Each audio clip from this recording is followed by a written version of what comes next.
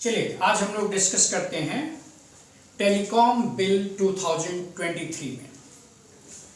तो इसके प्रोविजंस क्या क्या हैं, ठीक है। इस बिल ने किन किन प्रीवियस बिल्स को जो है रिप्लेस किया है, इसके बारे में हम जानकारी लेंगे और इसके बाद इसके फेवर में क्या कहा जा रहा है, इसकी क्रिटिसिज्म क्या दी जा रही है।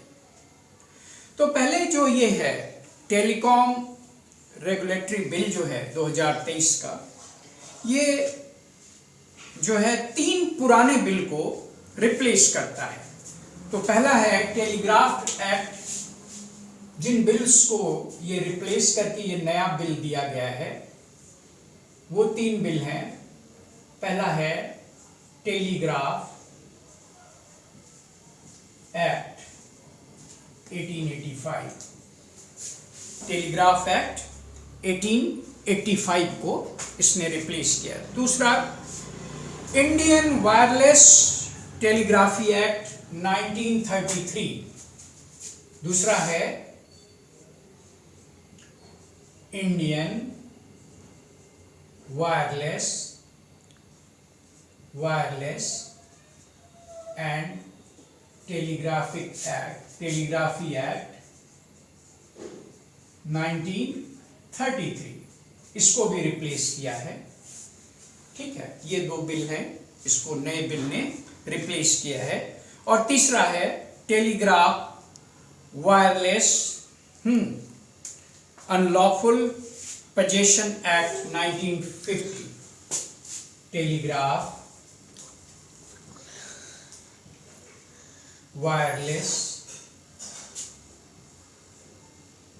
अनलॉफुल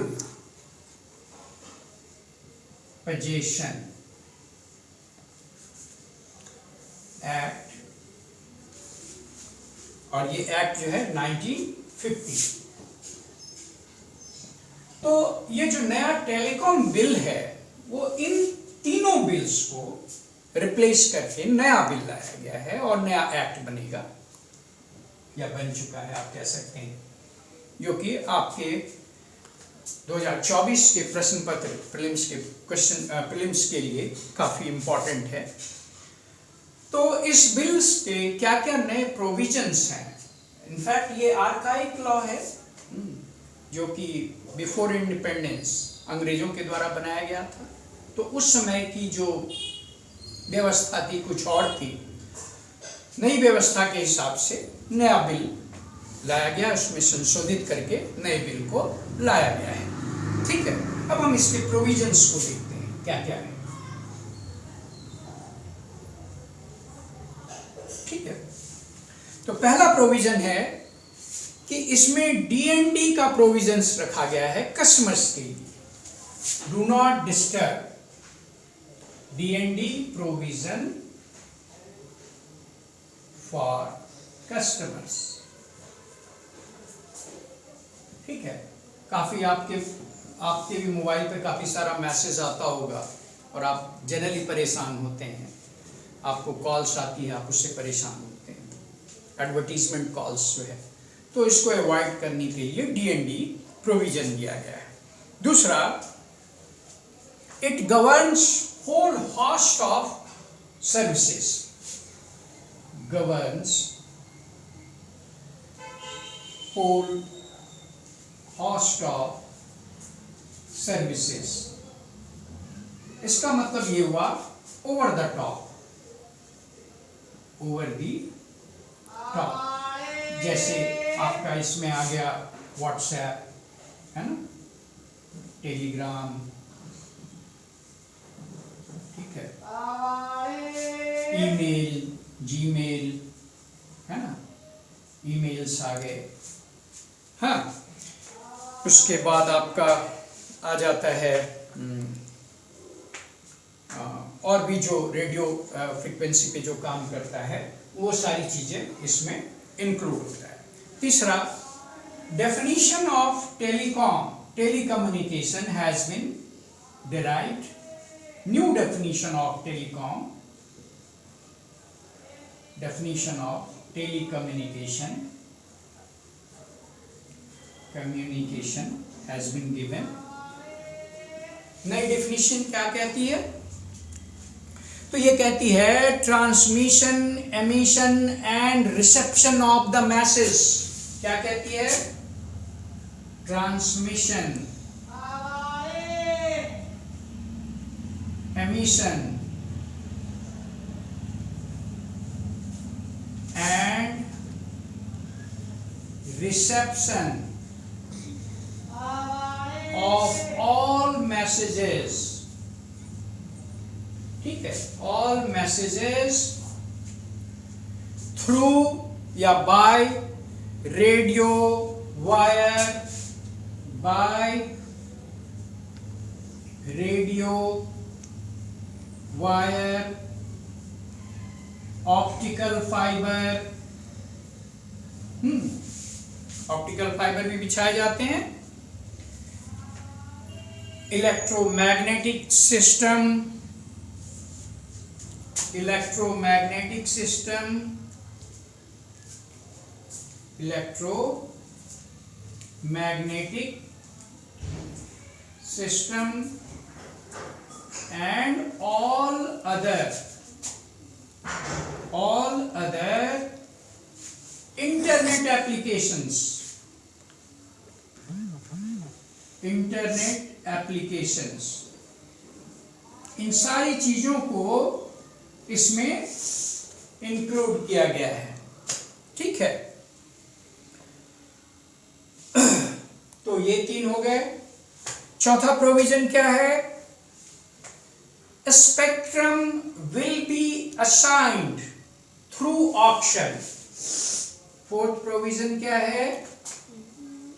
स्पेक्ट्रम जो है वो कैसे दिया जाएगा? ऑक्शन के थ्रू, बोली लगेगी। Spectrum will be assigned through auction,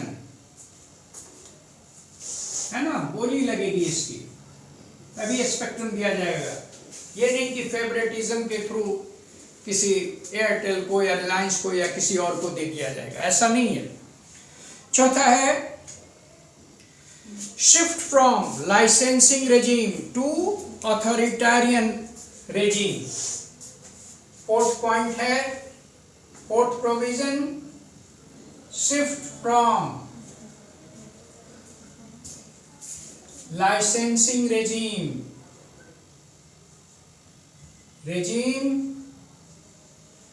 to authoritarian regime,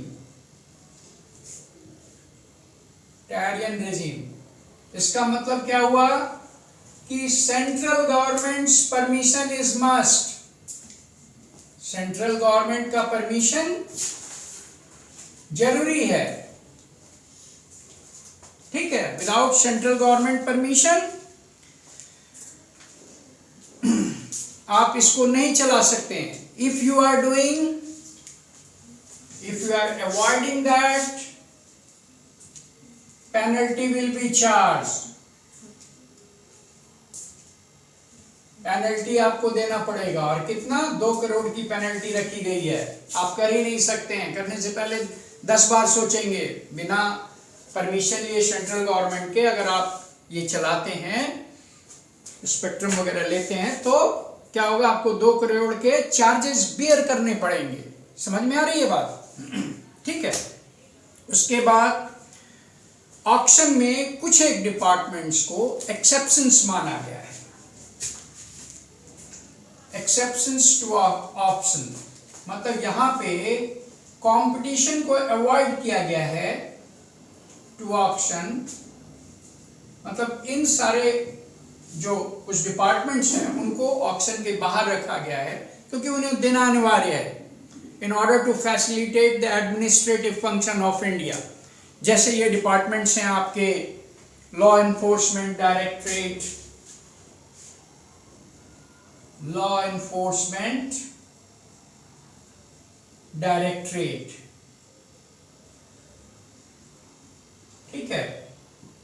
उसके बाद और कौन है? Crime prevention, national security, crime prevention, national security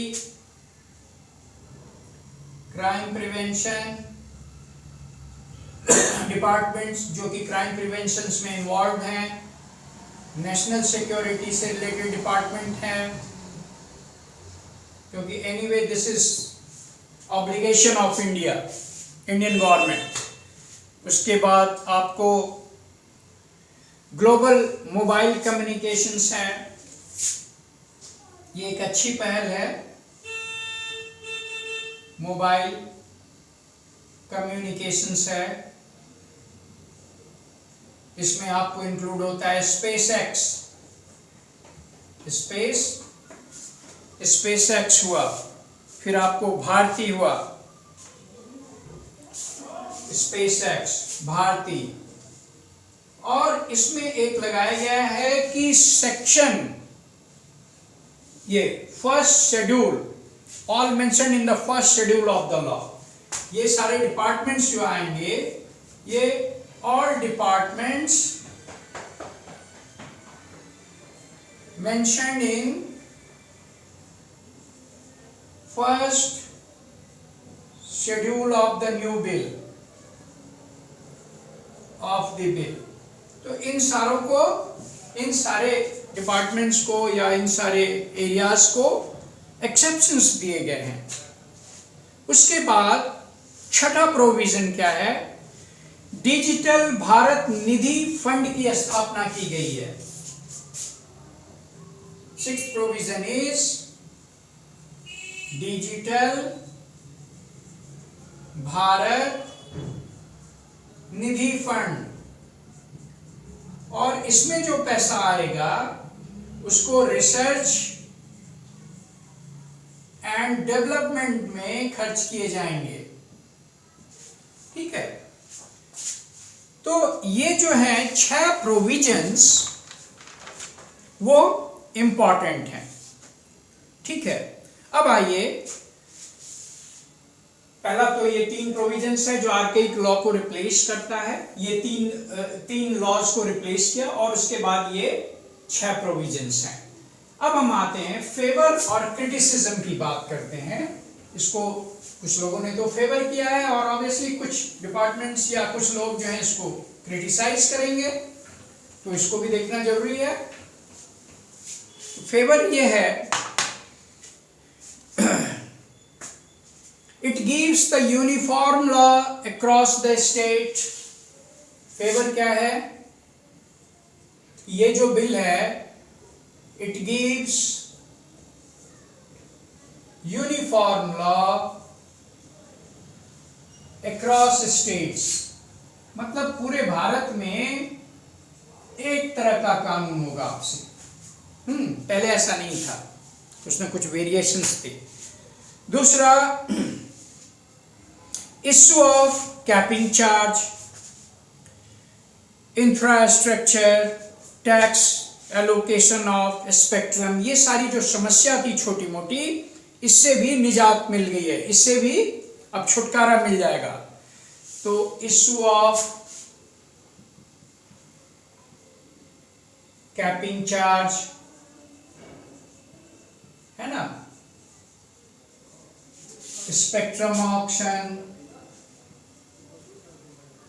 ये सब में बड़ी समस्या आती थी ऑक्शन करने में, या कैपिंग चार्ज कितना होना चाहिए, किसको कितना ये देना पड़ेगा, ये सारा कुछ जो है डिफाइन हो गया है। इंफ्रास्ट्रक्चर सेटलमेंट के चार्जेस क्या होंगे, सेटलमेंट चार्जेस क्या होंगे, ये सारे जो है इस बिल में दे दिया गया है अब से। तो टैक्स क्या होना चाहिए, है ना, ये सारा बिल्कुल क्रिस्टल क्लियर हो चुका है। उसके बाद it will help and drive the innovation, ये भी कह सकते हैं, it will help and drive the innovation, क्योंकि ये जो आपका ये जो फंड है बना है डिजिटल भारत निधि फंड, उसमें पैसा आएगा जिसको कि खर्च करेगी सरकार, सरकार भी सहायता करेगी। ठीक है, तो ये सारे इसके फेवर में बात बोले गए हैं। कुछ क्रिटिसाइजर्स भी हैं, तो इसका क्रिटिसिज्म देख लीजिए आप। क्रिटिसाइजर्स क्या कह रहे हैं?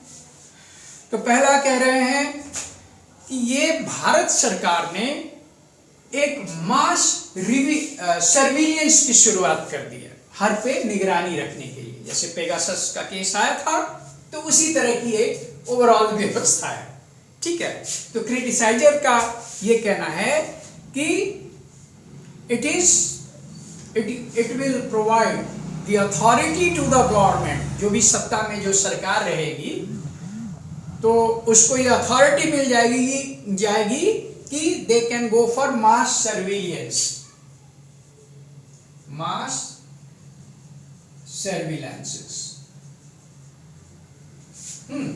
मास सर्विलेंसेस। इवन गवर्नमेंट जब चाहेगी तो नेशनल सिक्योरिटी का हवाला देके इंटरनेट शट डाउन कर देगी, क्योंकि ये भी प्रोविजन है इसमें कि थोड़े समय के लिए गवर्नमेंट को ये लगेगी कि भाई ये इंटरनल सिक्योरिटी को इससे हार्म हो रहा है, तो इंटरनेट शट डाउन कर देगी। और ऑब्वियसली जो है, अगर आप इंडियन लॉ को देखें तो it violates fundamental right to privacy, है ना। राइट टू प्राइवेसी जो है हर व्यक्ति को दिया गया है, तो उसको ये वायलेट करता है। दूसरा है जो क्रिटिसिज्म है, that is related with verifiable biometric based identification. Verifiable biometric based identification. अब क्रिटिसाइजर का ये कहना है कि कुछ तबके हैं, जैसे मान लीजिए आपको जर्नलिस्ट हो गए या विसिल ब्लोअर्स, उनका नाम आ जाएगा, लोग पता कर लेंगे, तो वो लोग फिर झिझकेंगे कि किसी भी तथ्यों को प्रकाशित करने से पहले, है ना। तो it will increase the problems of whistleblower and journalist, impede activity of whistleblowers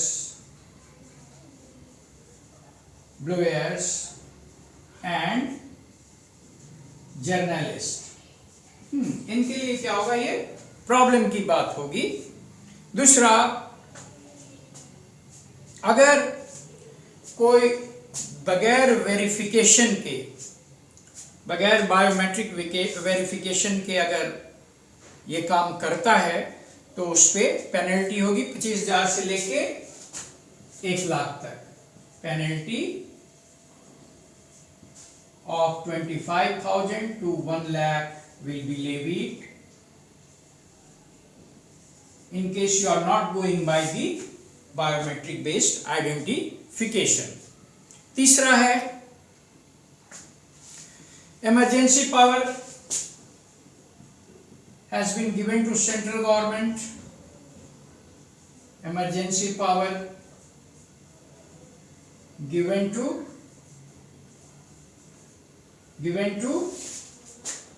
central government.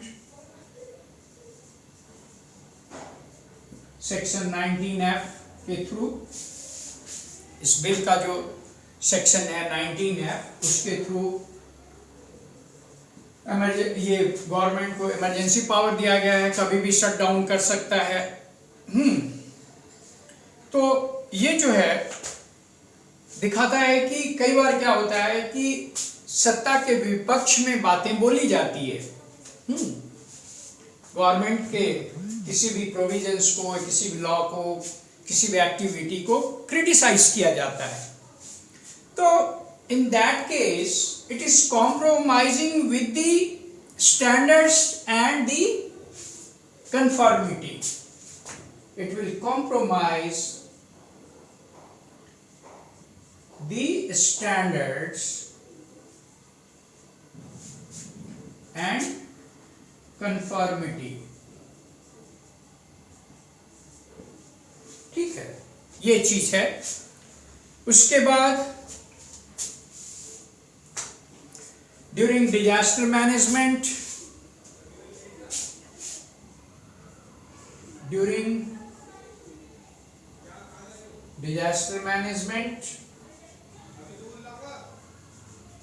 है ना, immediate shutdown can take place.